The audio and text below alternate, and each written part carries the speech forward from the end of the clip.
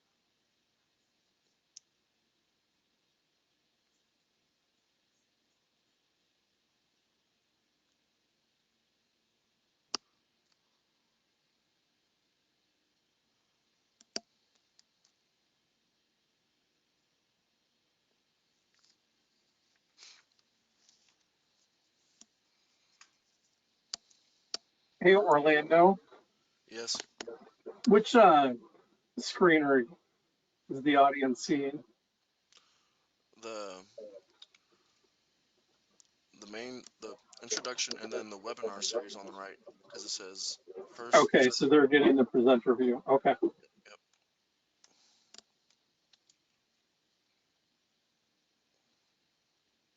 there we go. Now as you see webinar series.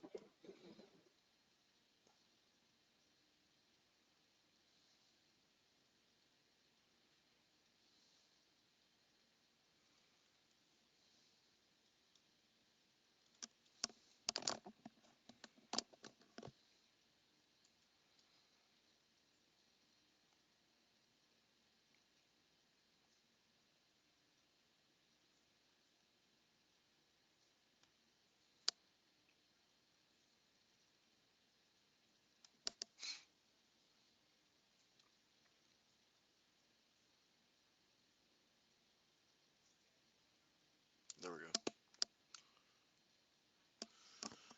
And I'll just go ahead and start. So, Sounds good. hello everyone, and welcome to today's webinar, Drug-Free Schools and Campuses Act Introduction.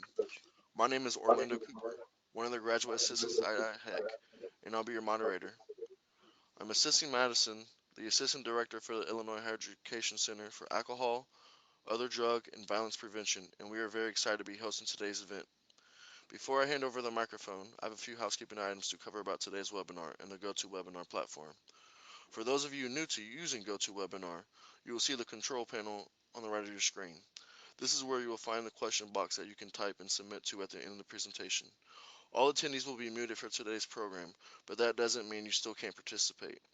So without any further ado, I would like to introduce today's speaker, Dr. Eric Davidson. The stage is yours. Thank you. Good afternoon, everybody. I am so excited and happy to be here today. I'm excited that you've been able to take time out of your busy schedules to be here. We're going to start this webinar series. Today is series session one of a four-part series on the Safe and Drug-Free Schools and Campuses Act. And it's going to be an exciting time. You're going to learn a lot of great information. It's going to help you and your campuses do a better job of being in compliant with the Safe and Drug-Free Schools and Campuses Act. And there's just a lot of information that you're going to be able to get from the next four sessions that we're going to be offering. Just to give an overview, a little bit about me, I'm currently Executive Director of Health and Counseling Services at Eastern Illinois University, where I oversee our medical clinic, our counseling clinic, our health promotion unit, our student insurance program, as well as serve as director of the Illinois Higher Education Center.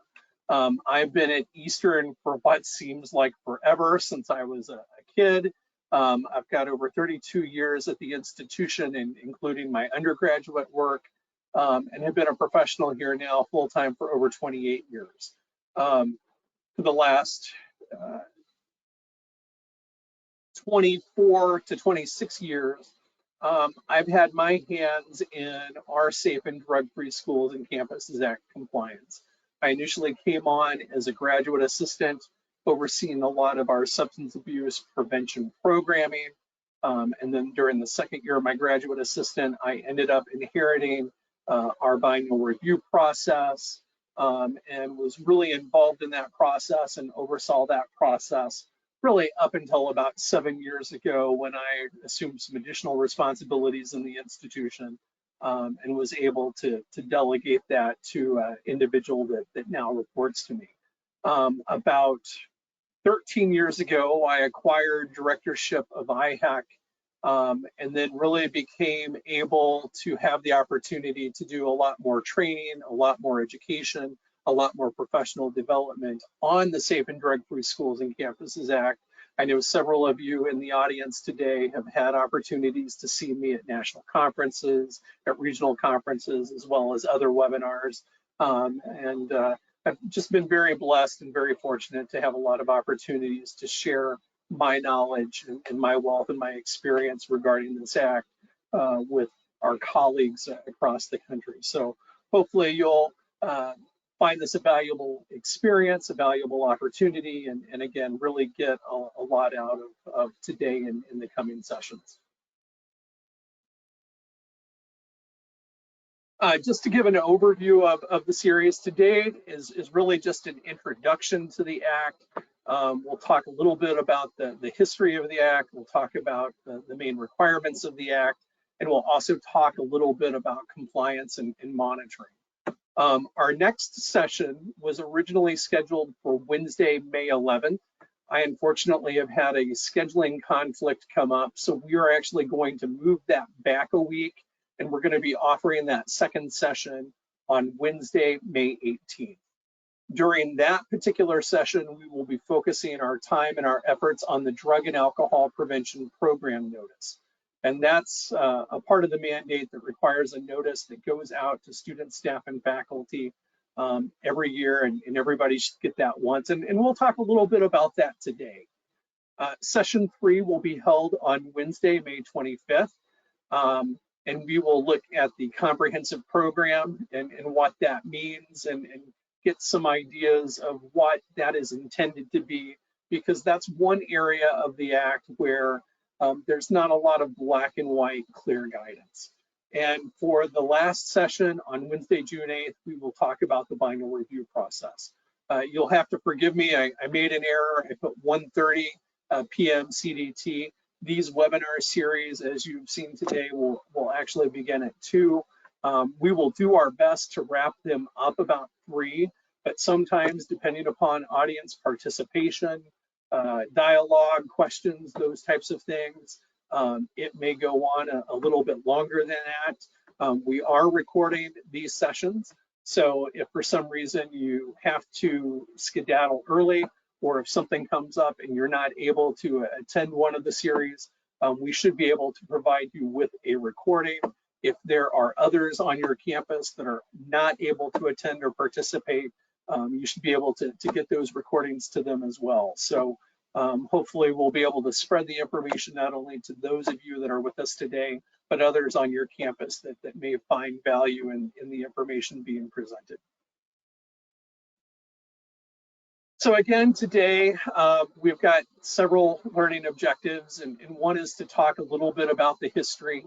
I think it's important to understand the context of the Act, how the Act was derived, because it really creates a foundation of why we're expected to do the things that we are expected to do, and why in some sense it may seem a little archaic. We will cover the primary requirements of the Act and give an overview of that. We will talk a little bit about certification, since that seems to be a major element of the Act, but something that a lot of schools don't understand. And then again, we'll talk about how the Act has been monitored, how it's currently monitored, and what that looks like, and how it's enforced, and how knowing how it's monitored and enforced may help you think about how you go about implementation. One of the things that you will hear me talk about a lot is this book. And this book is called Complying with the Drug-Free Schools and Campuses Regulations. And this is really kind of our guide. It's our Bible. It's the document that we really need to be looking at as we go forth with this guideline. It's a great resource. One of the things that a lot of people find surprising is that this document was published in 2006. Um, and when you think about that, it is a 16-year-old document. And probably the content is actually even older than that by time it went through the Department of Ed, was vetted and approved. So it's probably 17, 18 years old of content. A lot of the content came from a document that had been drafted in 1998. There were some updates and revisions, but not a lot. So things have not really changed. But if people ask for a guide, a document, a book to go to for some definitive guidance that's in print, this is the manual that is typically referred to. If you're not familiar with it, I would highly encourage you to become acquainted with it. On the slide, you will see a web link, and I will ask Orlando as well as Madison to make sure that everybody who's on the webinar today gets an email with that web link, as well as some additional information that we have through our center to help you with your efforts. Having said that, I always like to start this webinar series with some of the statements that I have heard over the course of my time. And I like to preface it with, you all are here because there's a reason for you to be here. It may be that you are the person that is responsible for this mandate on your campus. It may be that there is not a person on your campus responsible for this mandate, and you've heard about it, or someone else has heard about it, and someone has either asked you to take the responsibility to find out more about it, or you're doing so because you feel it may fall under your umbrella. This act, even though it's been around for over 30 years, really does not have a good track record. And when I've done presentations, I've heard a lot of people say, well, this is why we don't do work for the Drug-Free Schools and Campuses Act. And I've really kind of heard everything. And I like to say this up front. Some of the statements that are on the slide, you may sit there and go, yeah, we have said that at our institution. We think that applies to our institution. We've heard that at our institution. And I would say these are really myths. I've heard folks say that this doesn't apply to community colleges. This act applies to any institution of higher education that receives any form of federal funding, including financial aid. So not only community colleges, but barber schools, seminaries, tech schools, auto schools, any institution that distributes and disseminates financial aid really has to be abiding by this law. And that surprises a lot of people. I've heard some folks say, well, substance abuse prevention really only applies to residential colleges. We really can't do it at community colleges because of the transient nature. Community colleges and those tech schools and those nurses schools are expected to have a primary prevention program. In the past, the Department of Ed really didn't do a good job of monitoring and enforcing it, and there were no penalties and people weren't getting fined. So some administrators sat there and said, you know, it's really not that big of a deal. It's not a priority. If there were, we'd be hearing about schools getting hit and punished and penalized, and schools would be having to pay money out the wazoo, and that doesn't seem to be happening. So as long as we're not going to get hit and the act's not going to be enforced, and we're not going to get caught, we're not going to worry about it. And some other schools said, you know, it's going to cost more to do this than the fine we're going to get. So we're just going to take our chances and hope we don't get caught. And if we get caught, the fine will be less than what it'll cost to do this. Those are probably some older, more archaic statements, especially since the department has been doing a little bit more enforcement and a little bit more monitoring, and has actually been holding some schools to the fire. But these things were very common, especially 10, 15, 20 years ago. Some institutions, based upon the students that they attract, they have very little drinking, they have very little drug use, and in their mindset, it's not an issue.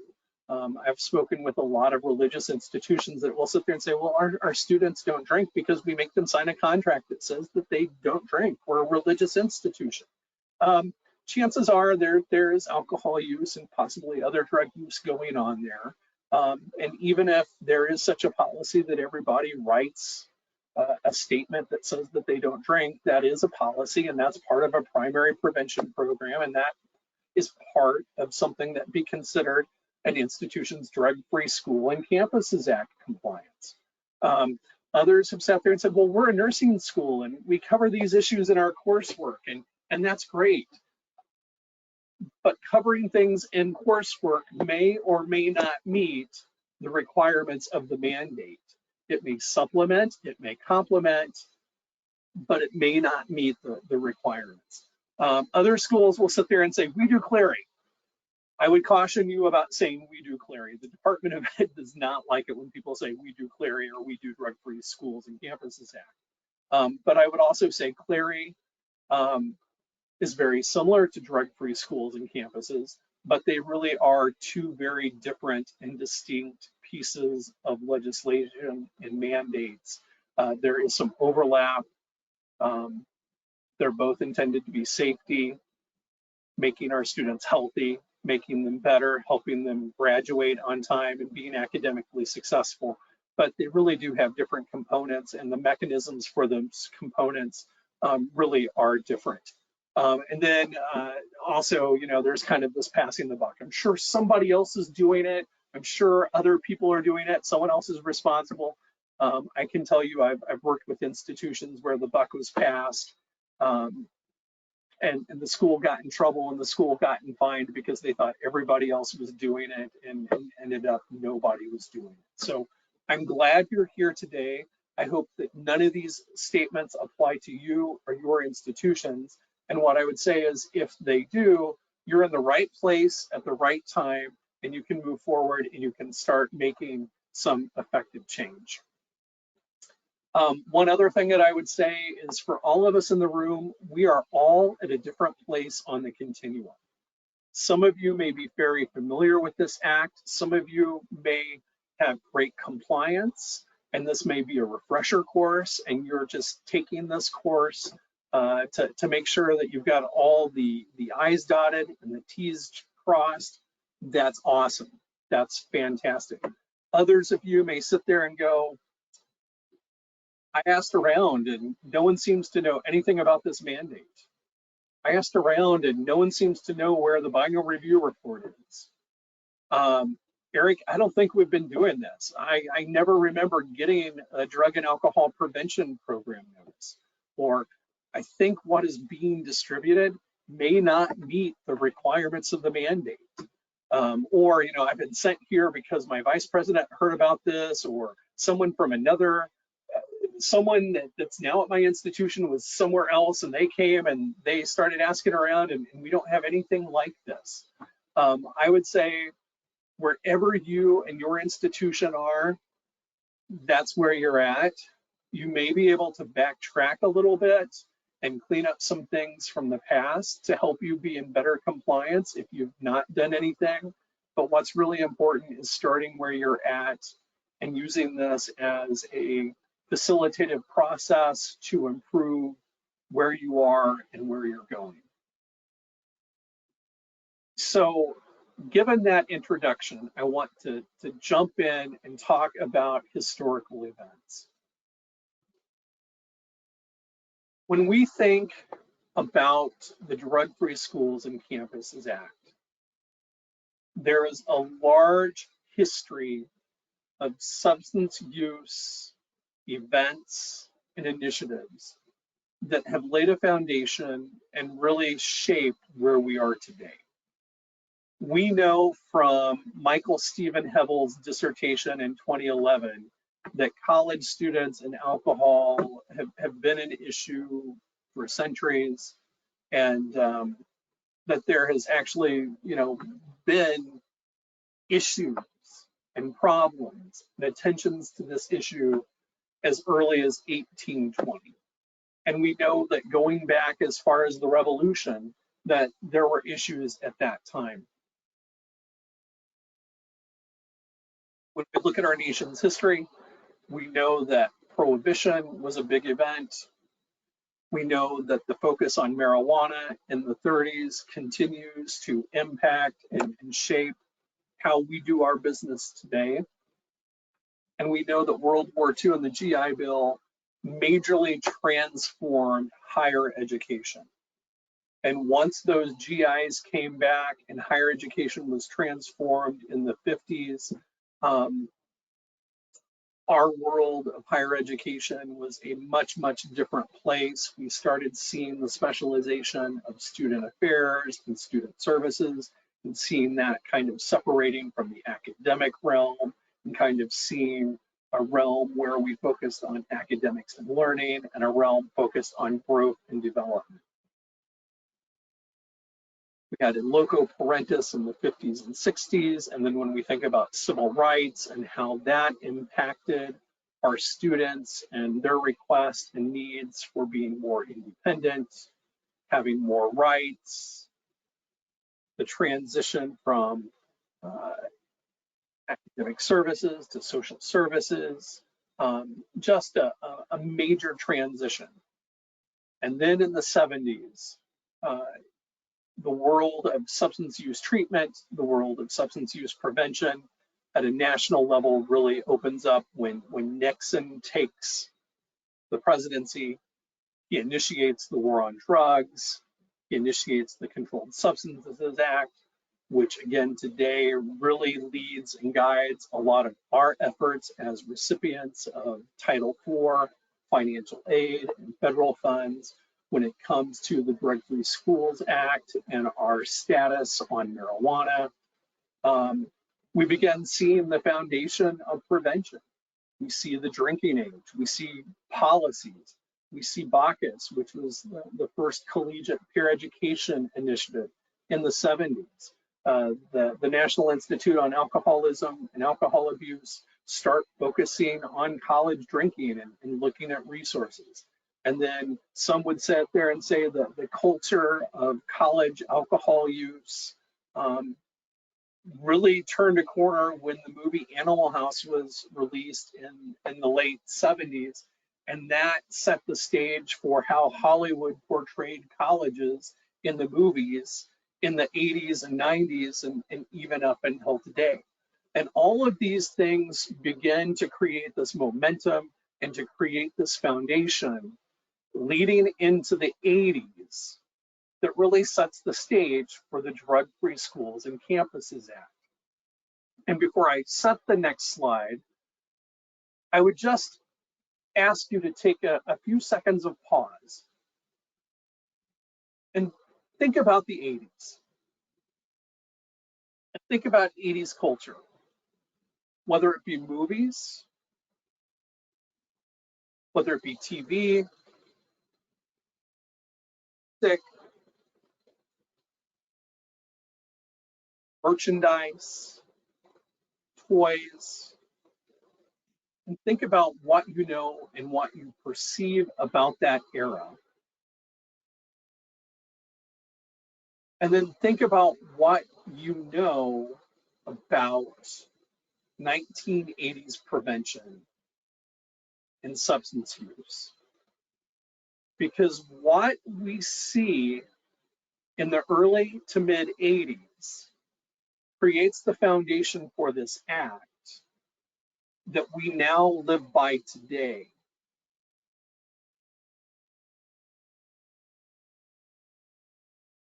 So as we get into the 80s, alcohol is becoming this hot topic. There is more national advocacy on the issue. Mothers Against Drunk Driving. There's more focus on drunk driving at the national level. The National Highway Safety Traffic Administration is putting more efforts on impaired driving. That was a very hot topic. We're looking at the minimal legal drinking age and whether it should be 18 or 21, and states are beginning to move that way. And that law is passed in 1984. In the 80s, Ronald Reagan assumes the presidency. He's a conservative Republican, very much black and white, wrong and right, takes a very strong stance like Nixon against drugs. Um, his wife, Nancy Reagan, launches the Just Say No program as a prevention movement, and prevention begins to become more and more elevated. In 1986, the Anti-Drug Abuse Act of 1986 establishes the Drug-Free Schools and Communities Act. 86 is a key year because part of that Anti-Drug Abuse Act, not only establishing the Drug-Free Schools and Community Act, also establishes a wide variety of other federal laws, really focusing on policing, adjudication, sentencing, incarceration of drug users, which really is in alignment with Reagan at that time from a treatment perspective and a law enforcement perspective. Prevention as a science is beginning to grow and evolve. And I can tell you that in 1986, I was 14, I was in high school, and I got my start in prevention through community prevention programs. That's how I evolved to be the professional that I am today. I got involved in these community prevention leadership programs, loved it, had a great time, learned a lot about myself, made some great friends, had some great mentors, and said, you know, this is kind of what I want to do with my life when I grow up. Went to college, got a degree in psych, and have kind of made this my career path. And I remember being in high school, a lot of the prevention focus at that time was on information. It was kind of thought that if we can sit there and provide our youth with correct and accurate information about the pharmacological effects of substances and the risk and the dangers of overdose and negative physical consequences and psychological and physical addictions, that might be enough to help prevent our students from turning to substances. There was also this huge push on alternative activities. We called them alternatives. I don't like the word alternative. I think it means second best. I think it says, oh, partying's more fun than this alternative activity, but we're going to go to this alternative activity. I would encourage you to say alcohol-free, call it for what it is, don't call it an alternative. That's one of my soapboxes. This concept of knowledge-based prevention, having fun social activities that are alcohol-free, as well as focusing on feelings and emotions and trying to do some skill-based education and training, really created a foundation for what we saw in early college substance use education and prevention. And I only bring that up today because I think sometimes, although the field has evolved and adapted and moved forward, I think some people who may have been younger professionals at that time turn to that because that's what is familiar to them. They're not just as up to speed with the current science, the current research, the current best practices that our current prevention has evolved to.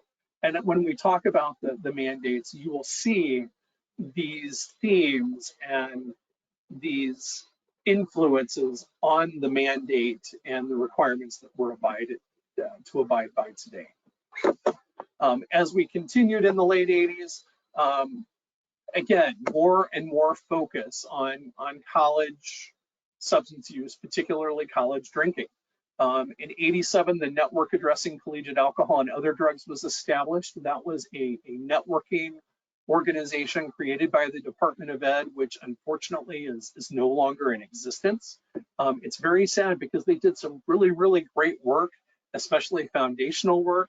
And I would recommend some of those foundational pieces even today, especially for schools that are beginning to start or rebuild their prevention programming. In 87, the Department of Ed gave funding to schools to begin developing their prevention programs. We don't get to see that today, but there are a lot of great schools that were funded. And we continue to see other acts that are passed at the federal level, the Drug-Free Workplace Act, the Campus Awareness and Campus Security Act, which many of us know as CLARI. All of this momentum continues to build forward. And then in '89, the Drug-Free Schools and Campuses Act is amended and adds the Drug-Free Schools and Campuses component. And that component is added to the legislature, and then the regulations were codified in 1990. This resonates to me because this is the year that I would have been a college freshman here at Eastern Illinois University. So when I think about this act being codified and going into effect, I can easily remember back to when I was a freshman and the things that Eastern Illinois University was doing when I was a student to address substance use. And it's amazing to think about how far we have come and adapted and changed. And things that we thought were so commonplace and best practices then would be things that we really wouldn't touch today. In '92, the first handbook for complying with the requirements of the Drug-Free Schools and Act was published. So up until 2 years after the act was passed, we really only had the regulations that were black and white in print to go by. There were no rules or regulations or interpretations. This book was out there for about 4 years. And then finally, the Department of Ed published the book in '96 and '98 that led to the 2006 book that we talked about earlier. What is important to know about the history of all of this is that the only time the regulations were changed since they were written in 1989 was in 1994, they were modified. And the only modification was that language was removed regarding local and state educational entities. Up to that point in time, they talked about things such as state boards of higher education, local boards of education, and that piece was removed from the act. So when we look at the drug-free schools and campuses component, what we live with today is really the same language and the same information that we had back in 1989. There have not been any updates. There have not been any revisions. There have not been any changes. There was a hope that when the CLARI Compliance Division of the Department of Ed took over responsibility for overseeing this about 10 to 8 years ago, that when they would do some revisions to the CLARI Act, we would see some revisions, and that really did not manifest or come to light. So again, we have this long history, and again, I hope I've explained why we're kind of where we're at and why in some cases, some of the things that we do may seem archaic, especially to those of you that may have a greater familiarity with current prevention practice, current prevention research, best practices, and evidence-based approaches.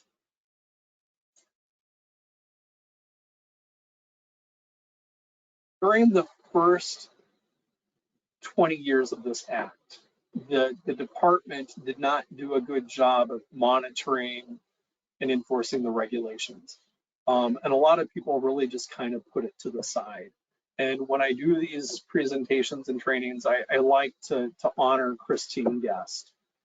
She was a college student who unfortunately had an untimely demise in an alcohol-related snowmobile death while visiting friends at a school. It involved alcohol. The family attempted to have a suit against the school. They lost the wrongful death suit, but as a result of that experience, they became very strong advocates for enforcement and monitoring of drug-free schools. And their efforts have really led to the current enforcement and monitoring of the act. Their work realized that the department was not doing what they said they were going to do and what law required them to do. They worked with their legislators, and now we have greater enforcement across the board. And that led to the transition from different offices to the Clery Compliance Division overseeing the Drug Free Schools Act, and a greater change in the culture that we have today. So when we look at the history, what I would say is this: the regulations were written anywhere between 32 to 36 years ago during a very high activity time during prevention history. And those regulations have not changed. So if you are not familiar with the requirements and you sit there and you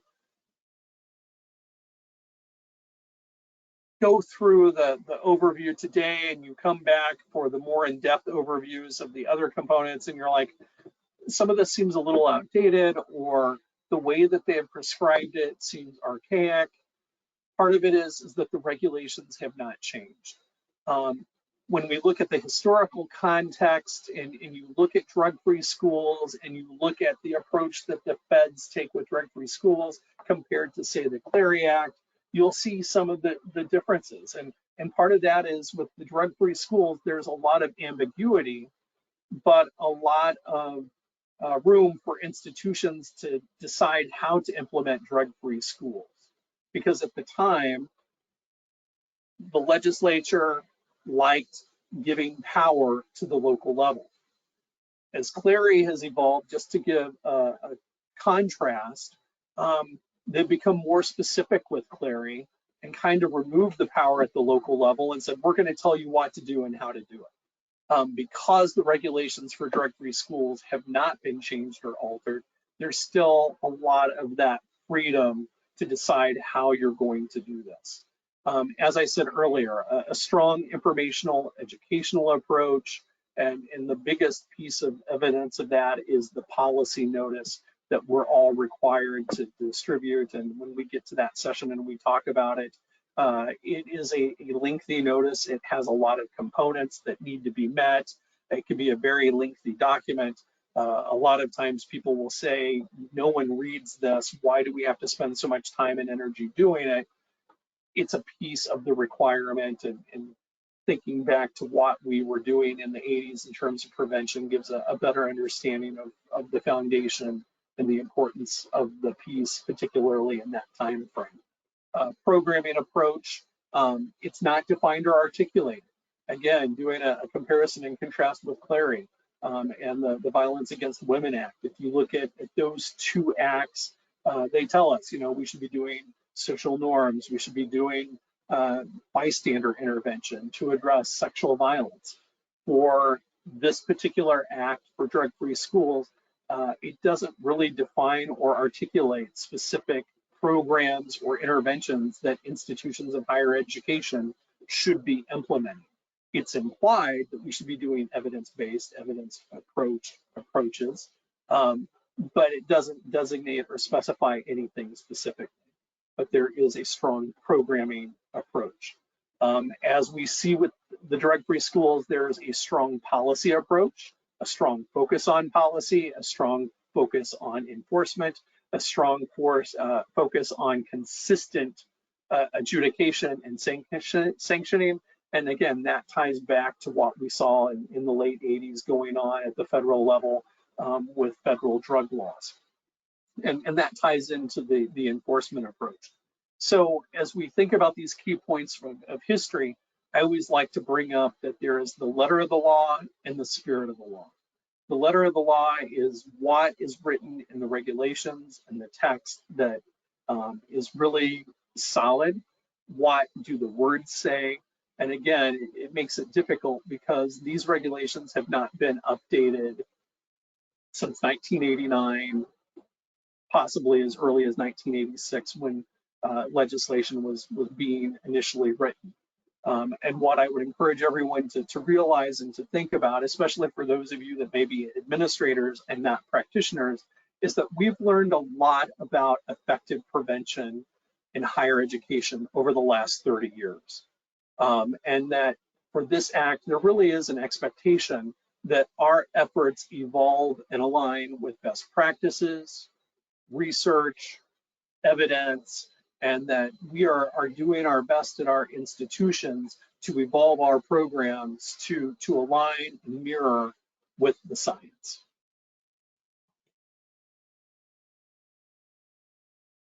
So with that introduction, let's talk about the main elements of the Act. When I think of the main elements of the Act, I basically say there are three main elements. The first is an annual notification or distribution of what's called a drug and alcohol prevention program notice. The Department of Ed usually refers to this as a DAAPP, a DAAPP.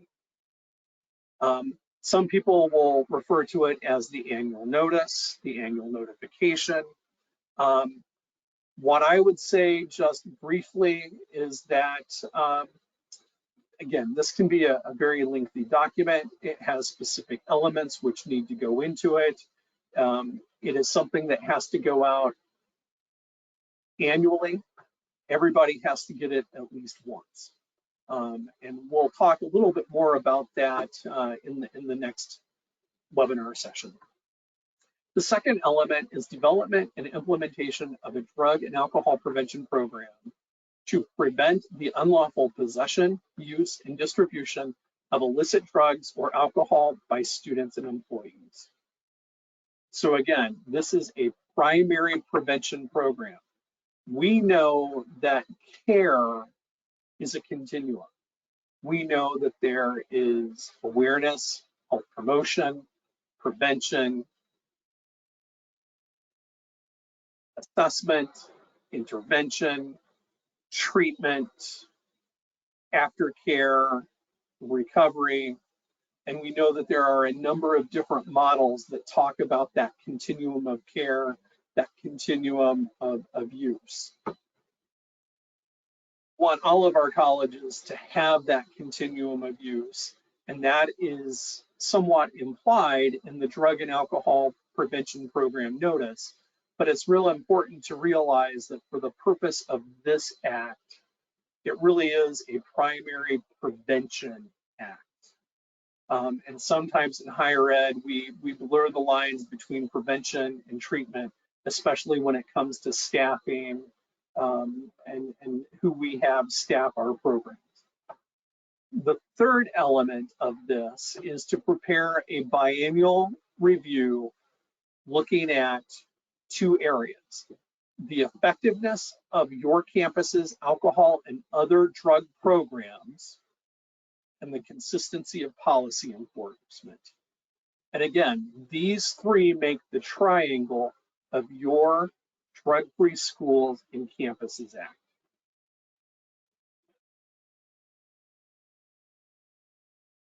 I'm going to brush over those three components very quickly. And again, we'll go into a lot more detail about these in the coming sessions. But with the drug and alcohol prevention program, annual does not necessarily mean that you send it out once a year. What is really implied by this act is that everybody gets it once within a 12-month period. So for your campus, it may mean that you are sending this notice out several times during the year. You may have a large distribution during the fall semester, but the question that you would get asked is, how do your new students in the spring get it? How do your new students in the summer get it?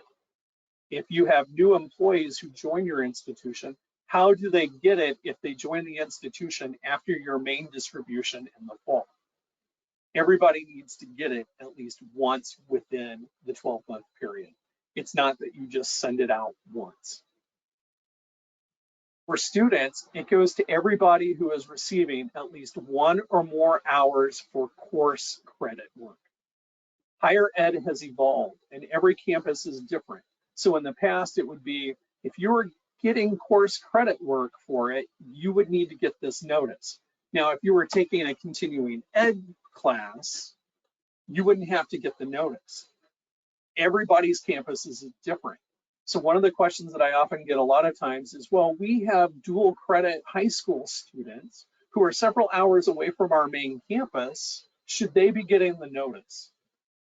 Based upon these 32 plus year old requirements, the answer would be if they're getting credit for their coursework, they should be getting this notice. And that is surprising to a lot of people. Now, I've not heard whether or not institutions have actually been audited and penalized for not getting it to their dual credit high school students. But it's probably something to consider and look into and figure out. It may be that you may have to create a different notice that you send to high school students with slightly different modified information that is more developmentally appropriate, more message appropriate based upon your state's prevention messaging. It also needs to go to all faculty and staff, not just new hires. Some schools find this surprising. So much of this mandate is based upon students that we tend to forget faculty and staff. Everybody needs to get the notice. And one of the questions that has come up recently is, well, what about contractual staff? If your institution is outsourcing to dining center staff, if they are outsourcing to contractors, they should probably be getting the notice as well. And it also needs to be available to new and prospective students and family members. And again, what I always like to say is that this notice is more than just a paragraph or it's just a page. If you have a paragraph or a page statement, you're probably not meeting the requirements. And it has to be more than just your campus's alcohol and other substance use policy statement. It is very specific and detailed. And again, in the next session that we have in May, we will highlight what specifically needs to go into it. We've talked about letter versus spirit, and I'm going to go ahead and skip this very quickly because we've really covered it. But again, the focus is on primary prevention efforts. Earlier, I did talk about the manual and the guide. One of the other things that I would encourage you, if you have time and energy, to look at some of the finding documents and find letters for some of the schools that have been sanctioned for CLARI policy violations, as well as the Title IV financial aid policy violations. Those typically are the ways that schools are audited and monitored, and those schools that fail to meet the Drug-Free Schools and Campuses Act usually have those findings and those documents and details about what they've done wrong, as well as the corrective actions that they're intended to take. And those documents provide some really great insight as to what the current expectations of the Department of Education are. Later in this session, I will talk a little bit about some of our research at the Higher Ed Center and some of the themes that we have seen and some of the documents and review findings that we have reviewed.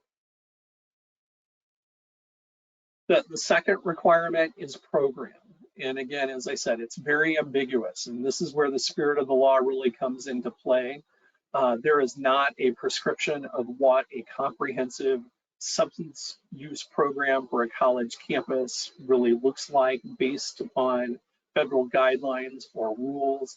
It doesn't say what programs or interventions should be included. So again, it's very different than the VAWA requirement additions to the CLARI Act. One of the recommendations that I often make to schools refers back to the foundational work that the Network Addressing Collegiate Alcohol and Other Drug Use Issues worked on. And they created a set of standards, and they had 5 standards that they said would create a foundation for a comprehensive program.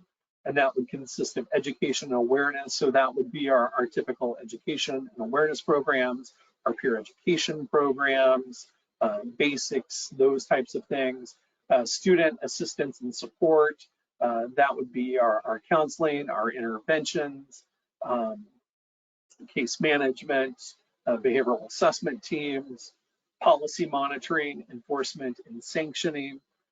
looking at things through a social ecological intervention. So more than just looking at things at the individual level, but looking at how individuals interact and how individuals are parts of groups and groups are part of the larger campus community and how the campus community is part of the larger community that it resides in. Looking at community ownership and community organizing, not leaving it to one person or one office to be solely responsible for the overall alcohol and other substance use program, and then also looking at assessment. And it's interesting because depending upon your professional background, if you tend to be clinical, you might think of assessment more as an individual clinical assessment.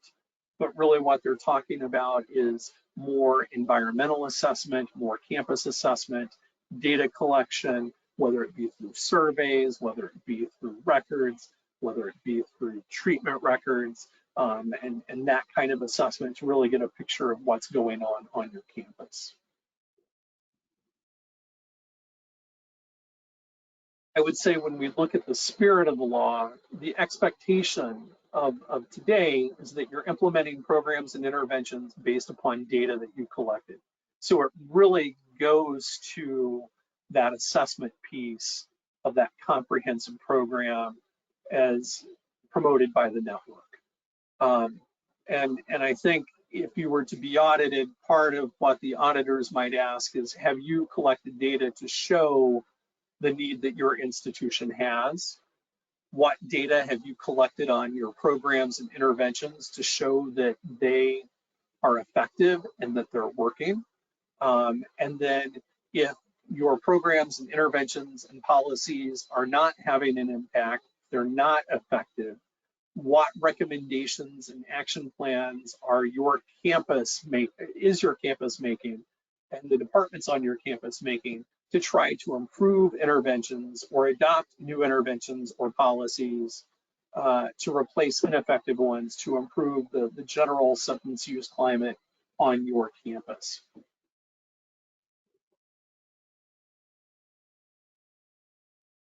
The third requirement of the triangle would be the biennial review. And the biennial review gets to be very frustrating for a lot of people because, again, it's not specified as Clary data. When we look at the campus security report, the feds tell us these are the data metrics that you need to collect, that you need to report.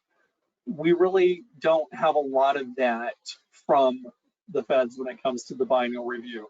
There are some data points that are in the regulations that are indicated if you go back and look at the Federal Register from 1990, but a lot of people don't do that. But a lot of the other data that is asked for or could be included in a biennial review process is really left up to the campus and very ambiguous. But again, looking at the nature of the act, you really should be reviewing your programs and your interventions and their effectiveness. How consistent are you at monitoring your policy? How consistent is the enforcement of your policies? And how consistent is the enforcement of your sanctioning?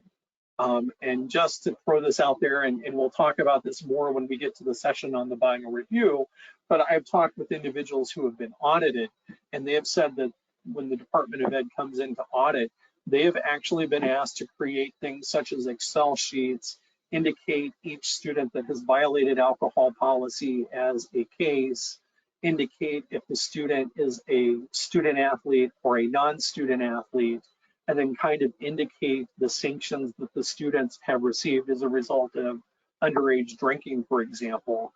And then it's been reviewed to determine whether or not these student athletes have received similar sanction to the non-student athletes. So depending upon the auditor and when it's occurring, sometimes the auditors can get that deep when it comes to consistent sanctioning. We're also beginning to see in the review findings of schools that have been fined and consequated that they're being asked to submit more information on the research methodology or the process used for the biennial review. So it's not just necessarily saying, here's everything that we do, But if you're discussing how it's effective or ineffective, talking about the research methodology that is being used to determine efficacy or ineffectiveness. And again, findings are expected in that biennial review. What is working, what is not working, what are the strengths, what are the weaknesses, and most importantly, what are the actions that should be taken during the next biennial review period, the next 2-year period, to improve your overall comprehensive program. So in some ways, the biennial review is really a strategic planning process. And for that, I would really encourage many of you to consider using SAMHSA's strategic prevention framework in conjunction with the biennial review process as a planning tool and a strategic planning tool to move forward. When we think about this act, there's a certification, and I would say this is the fourth component or the fourth element of the requirements.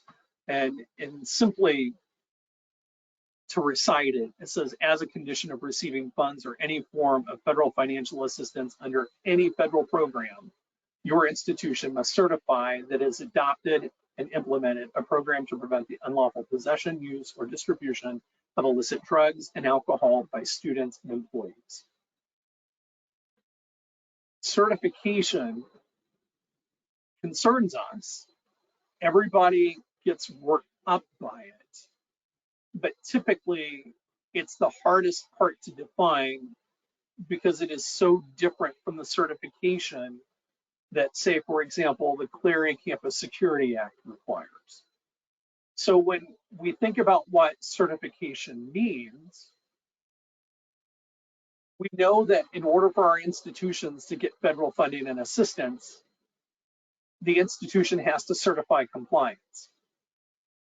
For years, as a substance use preventionist, I was like, well, where do I certify my drug-free schools compliance? What does it mean?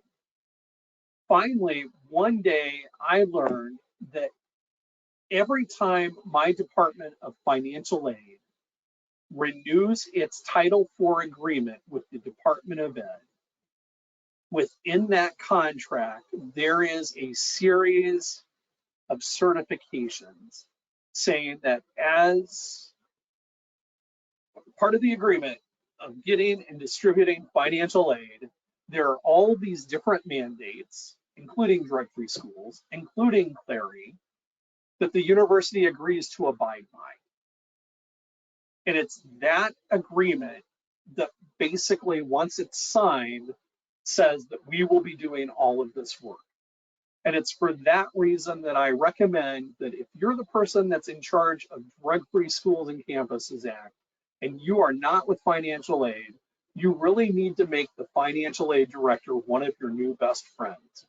And you need to make sure that they understand your role, what you're doing, but most importantly, if they hear that an auditor is coming to your campus to do an audit, that they are letting you know and that they are giving you as much heads up as possible. The other thing that I've also come to learn is that on our campuses, many of our campuses have research and sponsored programs offices, grants offices. We have faculty that are writing federal grants. In some cases, some of those grants that they're writing also have representations and certifications portions in those funding applications and proposals. So it may also be good to become friends with individuals in those offices so they're aware that you're taking care of business, you're trying to meet compliance, and if they need information, they can make sure that they're getting that information from you as well. In terms of a certification and what it may look like, many years ago, I was cleaning out some closets of our offices and I came across some old files. And I include this probably the happiest moment of my professional life. Because if anybody else had been cleaning out the files, we wouldn't have this, it would be thrown away. But I actually came across a file that had the first certification. In the fall of 1990, all the institutions of higher education were sent a form that looks like the one that you see on your screen. And basically, the chief executive officer had to sign it and send it back in. And that was the certification that was sent to the Department of Ed saying, we are abiding by the drug-free schools and campuses regulations, and we will abide by it. This is the only time in the history of the drug-free schools and campuses regulations that there was a national-wide, universal certification process where everybody had to send something in at the same time, 32 years ago. So one of the questions that I always get is, well, once we've certified it, what do we do with it? You do not send it in unless it is formally requested by the Department of Ed, and typically it would be requested during part of an audit. We have a template of this as a Microsoft Word doc. Again, Orlando and Madison can send this to you, and we'd be happy to send that to you, and you can use it and modify it to your benefit and your use. I typically recommend that this be included as one of the leading pages in a biennial review report. And if you can get your chief executive officer to sign off on it, excellent. If not, get as high of an executive officer, a vice president of student affairs, your chief student affairs officer, your business affairs officer, whoever you can get as far up the ladder as you can to sign off on it, just to give it legitimacy. And the history of the Department of Ed, when they had more money and they were funding higher ed substance use at a fuller level, there used to be a Department of Ed National Higher Ed Alcohol and Other Drug meeting. The last meeting was held in 2010, so it was last held 12 years ago. And at that meeting, there was a panel discussion on the drug-free schools, and they had the senior level administrator bureaucrat from the Department of Ed there talking about it. And one of the things that he said was that if you have a change in your senior leading administrator, the president at that time must recertify. It was unwritten, but it was voiced by that person. What I believe this means is probably that Title IV agreement, that when you have a new president, they probably have to certify and sign off on a new Title IV agreement. But that may be a question that you would ask with your financial aid folks. The only time I've ever heard of it, but I always feel it's important to bring up, because it may also be the means that you have for bringing this to an attention to a new senior lead administrator and opening up the door to having a conversation with them about substance use on your campus. And again, people go, well, what do I do with the biennial review report? What do I do with the day after notice? What do I do with certification? And again, unless it is specifically requested by the Department of Ed, you do not send it to them. Unlike Clary, we just kind of keep it on our campus. Many of you, if you're familiar with Clary, you have to upload digital records. You have to send hard copy records.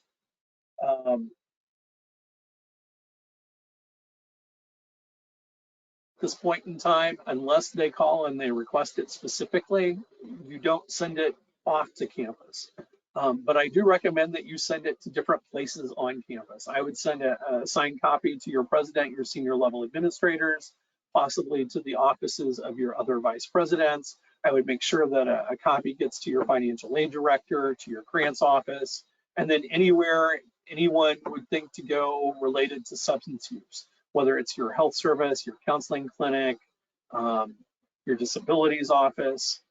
Some schools now are placing their biennial reviews and their day app notices online, but at this point in time, it's not required, but it may be considered a best practice.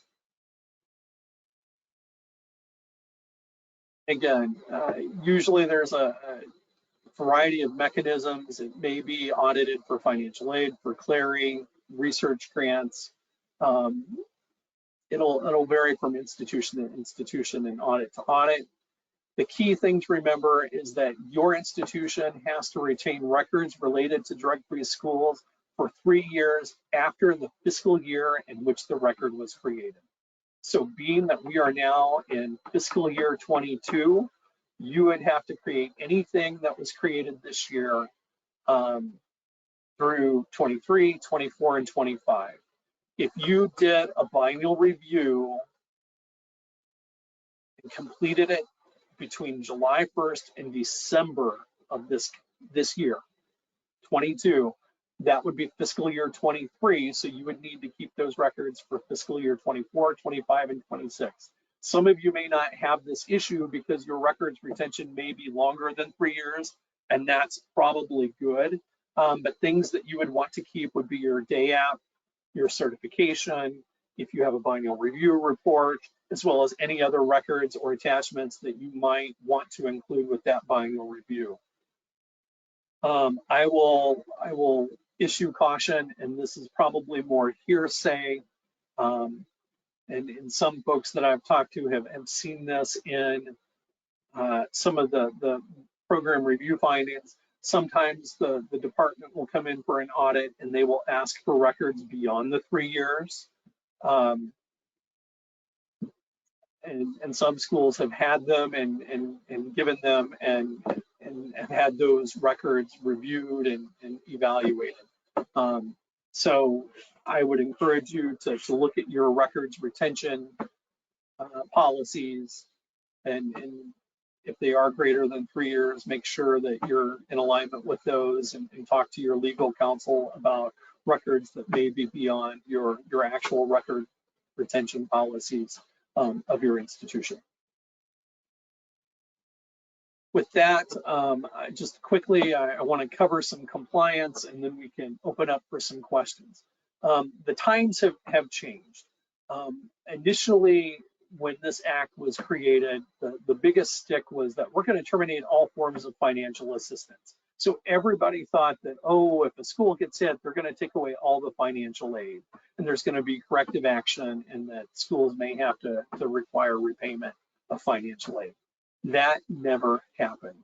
And I think that led to a lot of people being lackadaisical and not really taking this seriously at all.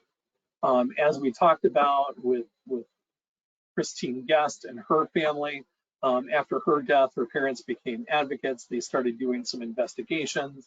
And really what we found was that between the late 90s, the early 2000s, there were really no oversight activities. Monitoring was far and few in between. There were some audits that were done, and basically the audits were a mess. Out of 28, there were 5 that were done correctly and reported correctly, and the rest basically had some kind of mistakes in them. The reviews weren't correct. The reviewers weren't documenting things. There was just really some questioning whether or not things were being taken care of and handled right. And that required some correction. And from that, monitoring and compliance went to the Clery Compliance Division. President Obama said, we're going to start looking at this. And beginning probably in about 2012, we started seeing an increase in number of schools being audited for drug-free schools. There are some independent associations. The National Association of Clery Compliance Officers and Professionals did an audit. They found that 57 out of 263 institutions were found to be out of compliance. So almost 1 out of 5, 1 out of 6, but only 6 of those were fined as a result. So again, reinforcing things weren't being done. At that point in time in 2016, you'll see some of the schools that were audited at that point in time. So we had public institutions, colleges of nursing, tech schools, religious schools, and you'll see that the fines compared to some of the Clery fines really were not that much. Some of you may go 27,000, 35,000. That's a lot of money, and it is a lot of money. But compared to some of the Clery fines, some might sit there and say that these are really drops in the bucket. What I would sit there and say is that these fines have evolved. And when I was looking prior to this presentation, it is entirely possible to be fined up to $59,000 per fine. Early on during the enforcement and monitoring of drug-free schools, it seemed like they would kind of lump sum everything. So if they were to go in and find a school, the school might have two or three things wrong and they might get a $20,000 fine, a much smaller fine for multiple things. It seems like the amounts are increasing over time. And they're also now kind of beginning to break up the different penalties and giving different dollar amounts for different consequences, creating a much larger fine.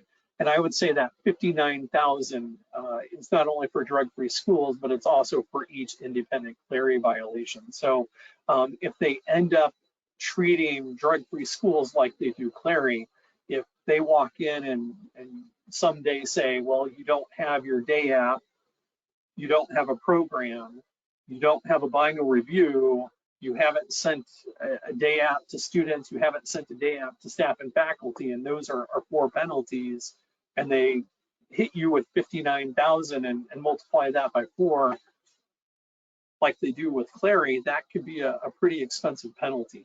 At this point in time, they don't seem to be doing that, but I think over time, they will likely move that way. And they've just been trying to create a culture change and get everybody accustomed to the fact that, yes, they are enforcing this, they're watching it, they're monitoring it, and schools are getting hit. In the last part of the last decade, the average fine was 20,000. And during that period, it represented about 40% of the overall Department of Education fine. So again, it increased and it began to represent a great portion. COVID seems to have slowed that down. So the big question that a lot of people are asking is, once we get to endemic and things begin kind of returning to normal, will we begin seeing more and more monitoring and consequating of drug-free schools? When we look at those schools that were consequated during the last decade, what we find is that schools did not develop their drug and alcohol prevention program notice. If they had, there were elements that were missing from that notice. If they had a notice, they weren't distributing it correctly. They weren't sending it to faculty. They weren't sending it to staff. They were only sending it out once a year, so they were missing a group of people, or they were not conducting a biennial review. They may have had a review, but they weren't reporting out any findings, any recommendations, those types of things. That seems to be the focus of the audits at that point in time. Those schools that were ending up getting hit ended up basically having to create or revise or review or update their day app. They had to show and provide documentation how they were distributing their day app to all students, staff, and faculty. They were having to provide certification and documentation that they were doing it, as well as documentation of their biennial review. They were actually having to get their day app as well as their biennial review approved and reviewed by senior chief executives. Schools were not doing biennial reviews, so they were having to develop a biennial review process, detail what it was and how they were doing it, the data that they were collecting, as well as their reports and their findings and their recommendations. They were having to do it in a timely manner. They were given timelines and deadlines. And then sometimes they were having to revise policies and procedures and submitting copies of those policies and procedures. So again, those schools that were getting found to be in violation, in addition to having to pay penalties, they were having to undergo corrective action and were being monitored pretty closely. I've talked with some schools that have gone through some findings and some corrective actions, and to hear some of the folks, it's not a fun experience. It's like they find something, and when they find something bad, it just encourages the department to go looking for other things. So if there's a bad Clery report, it encourages them to look more closely at the drug-free schools report.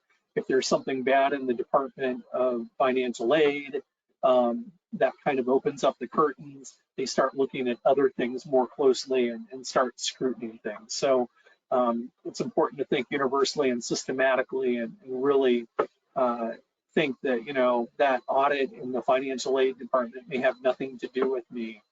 But if there's some findings there, it may bring more attention to this. Likewise, if they come to a Clary audit and they find stuff wrong with the drug-free schools, it may spark some looking elsewhere. We will send this PowerPoint out to you all, and these two websites are the websites that you would go to if you wanted to dig in and look at the program reviews and the program review findings. I just like to make that available.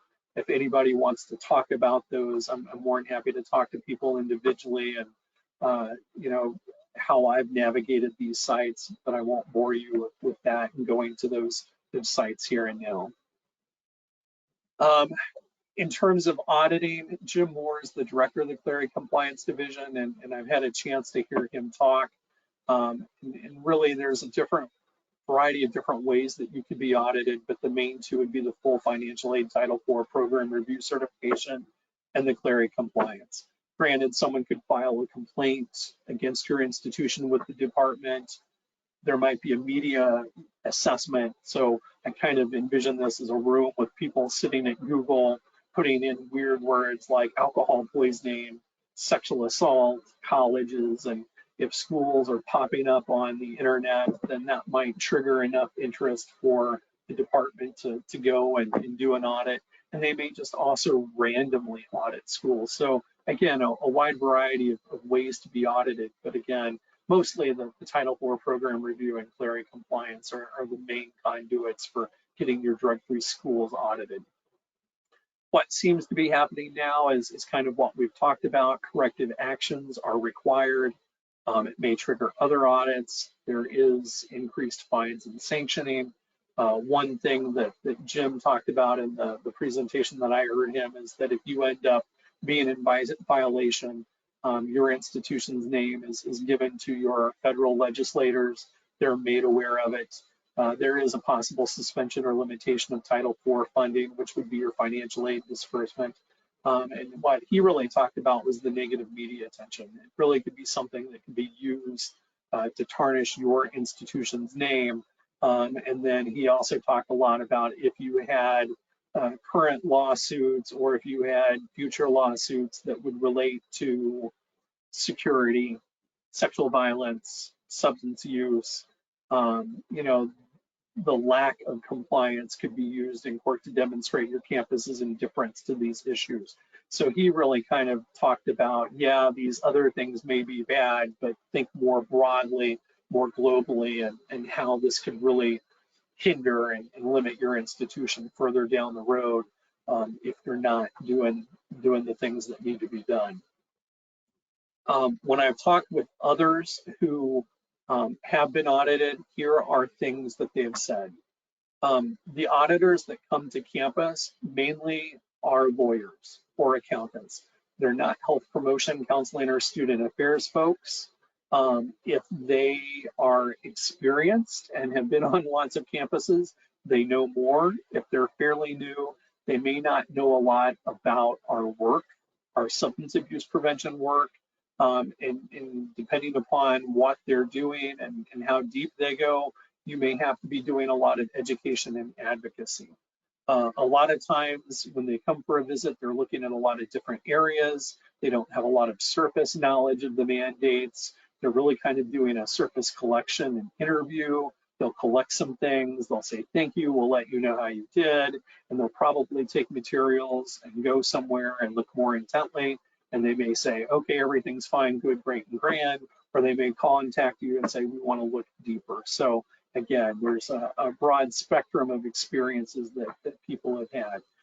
One of the broadest spectrums is the varying lengths of notification time. Some people I've talked to have basically said they didn't know that they were getting their drug-free schools audited until that day when they were called and said, bring everything across campus. Others have said that they knew about it weeks in advance. And I think part of that may be dependent upon the relationship they have with those that are being told that they're being audited, and whether or not that person said, hey, drug-free schools and campuses folks, we're being audited. Um, and it's worth, being friends with the people on campus that might be audited by the Department of Ed. Um, data seems to be an important part of the audits. How do you know what is an issue on your campus? How do you know what substances are being abused and used? How do you know what's working? What data do you have to show what impact you're making? It's not enough just to sit there and say, these are our programs, these are our interventions, these are our policies. They're wanting to see the effect and the impact, and they want evidence. One of the things that Jim talked about is that if you are sending your drug and alcohol prevention program notice electronically, it's best to have hard copies available. And one of the things that he kind of jokingly talked about, and it seems kind of ironic, but evidently it happens a lot. Somebody will have a campus security notice or a day app that they have on a Word document file. And basically when they revise it, they overwrite the same document, and they don't save a different version for every year. So then when there's audited, there's not multiple copies, a different copy for each year. And he also said evaluation reports for prevention programming are important. It's not that you have to have an evaluation report for every prevention program, but they really do like to see that you are engaging in evaluation and assessment, and that you're looking at outcomes and not just looking at head counts and user satisfaction surveys.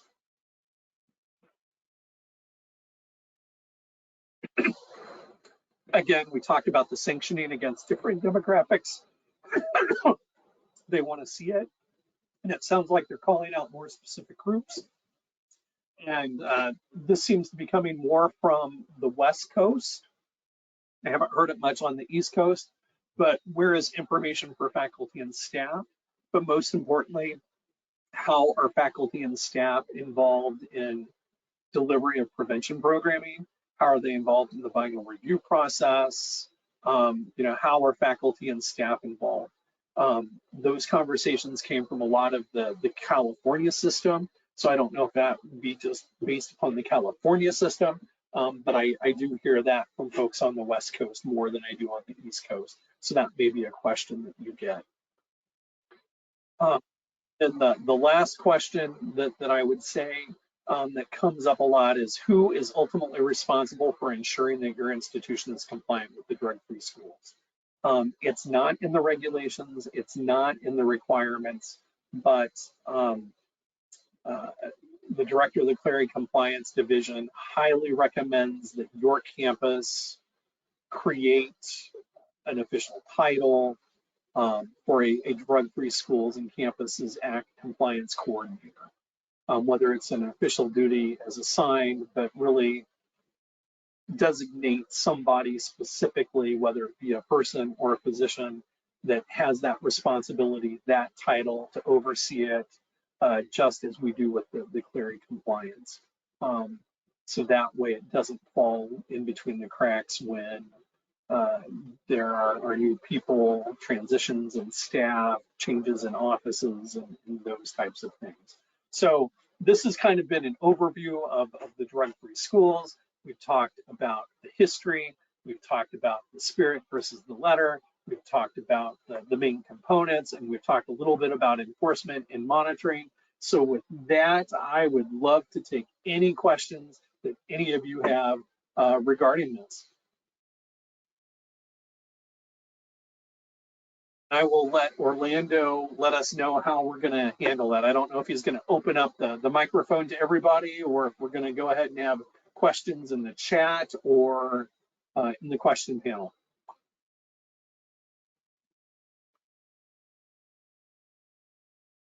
How about we just have everyone ask the questions through typing, and I'll just read it off for you, and Okay. So we'll give everyone some time to type out questions.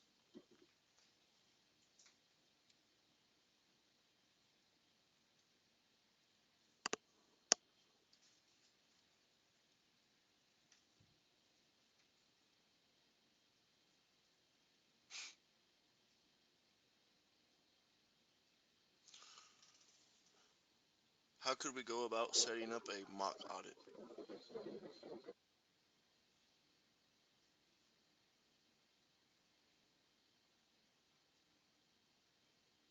If you are an institution in Illinois, um, we can do that through the Illinois Higher Education Center. That's part of our services. So if you are an Illinois institution, that's part of our grant work, and we can do that. So just let Madison know, and Madison and Orlando can connect with you. If you are outside of the state of Illinois, um, it would be best to approach me. I would have to do that as an independent contractor, and we would have to talk about that independently, separately, outside of the confines of this group. Also, depending upon what state you're in, there are some other states that have some statewide initiatives like IHEC. So if you're in one of those states, some of our sister organizations in other states may have similar services, and we may be able to hook you up with those as well. Okay, next question is how would we get a biennial review info to prospective students and their families? Webpage or some other strategy? Well, I want to make sure, Jennifer, are you talking biannual review or are you talking the notice? Okay, okay.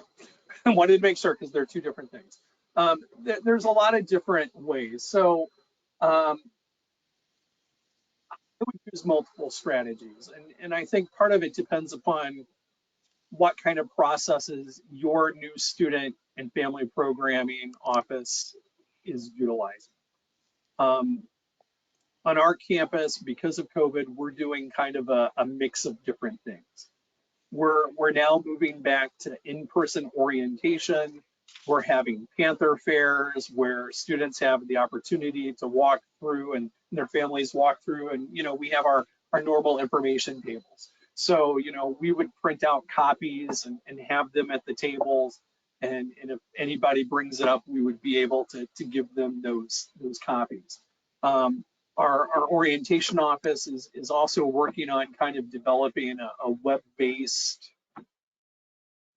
directory of resources and policies and informations along with videos and things like that. So as that begins to materialize and develop, that would be a place that I would see our notice going and asking people to put it there. Um, We also have it on the website. We have a web page in our institution with all of the different required mandates that the feds and the state require our institution to provide different informational mandates for. So it's there as well. So that often comes up. So we can sit there and say to new students and family, the university is required to provide you with a whole bunch of information. Here it is. But a lot of times, if a family, mainly parents, have questions, they'll ask about it. And if they can get directed to you or the right person, you can probably sit there and say, well, what you're really asking kind of our policies and our stance and our services, sounds like you're really interested in in the drug and alcohol prevention program notice. Here, let me send you a copy, and then you either give it to them in person, email, direct them to a website. But I would say use as many as you can.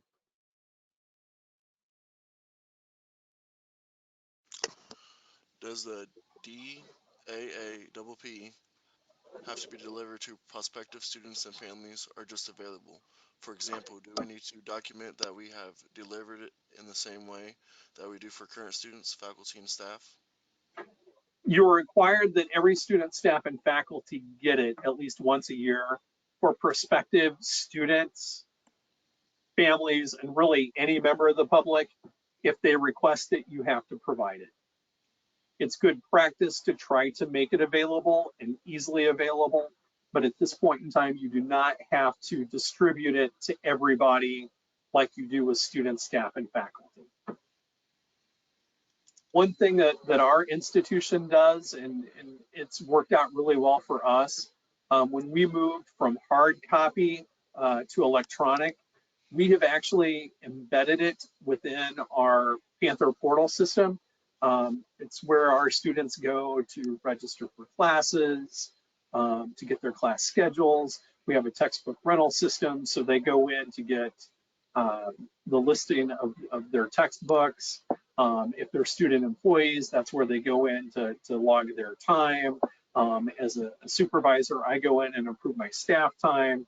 There's just a lot of functionality to that. And the first time that a student goes in uh, during a year, that notice pops up. And before they're allowed to go further within the portal, they at least have to scroll down, click a button that says that they received it and read it before they're allowed to move in. So we're able to get a lot of the new and incoming students before they step on campus because of that. The only problem that we have is that our academic advisors do not like it. Um, because if you get a student that really sits down and reads it all, it could take up their whole advising time. So the academic advisors will print out copies, and if they have a student that really wants to read it, they'll just give a hard copy, click the button, and then they move on through the system.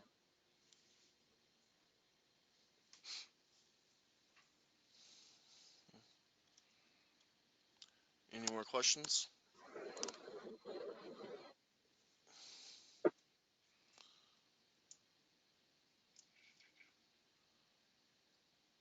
Trina, we'll make sure that Orlando and Madison follow up with you regarding CHES credits. If anybody else wants CHES credits, make sure that you follow up with Madison and Orlando. And it looks like that has been taken care of.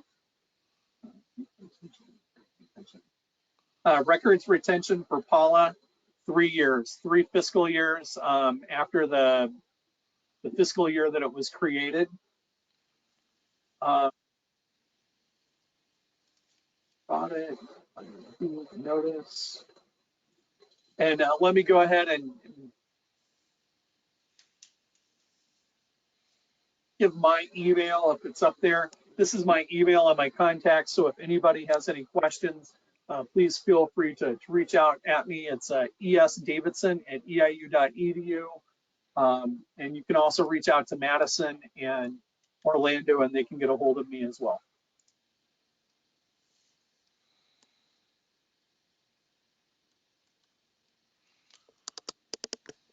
And I've sent everyone my email contact.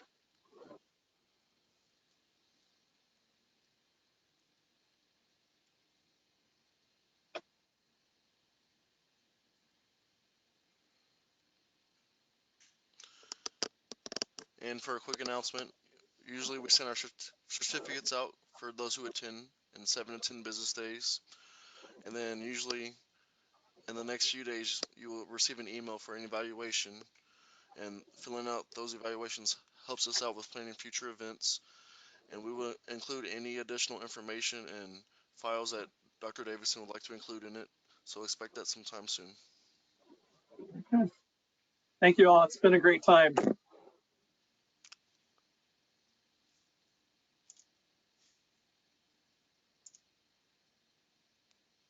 We will see you at the next one. Bye-bye.